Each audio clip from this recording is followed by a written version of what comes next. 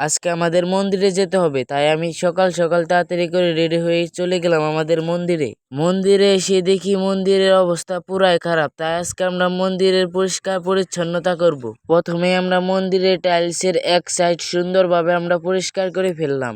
তারপরে আমরা দ্বিতীয় সাইডও সুন্দর করে পরিষ্কার করে ফেললাম এবং তৃতীয় এবং চতুর্থ সাইডও আমরা সুন্দর করে পরিষ্কার করে ফেললাম। তারপরে প্রথমে আমি মধ্যে দিয়ে জল ঢালছি যাতে পুরা সাইড দিয়ে ছড়িয়ে পড়ে।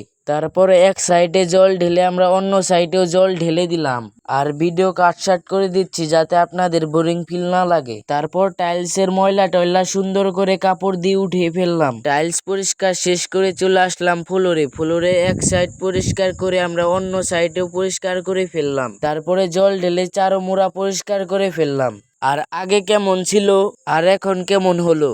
আর ভিডিওটা এই পর্যন্তই ছিল। ভিডিওটা যাদের একটু ভালো লেগেছে লাইক শেয়ার কমেন্ট এবং ফলো করে যাবেন।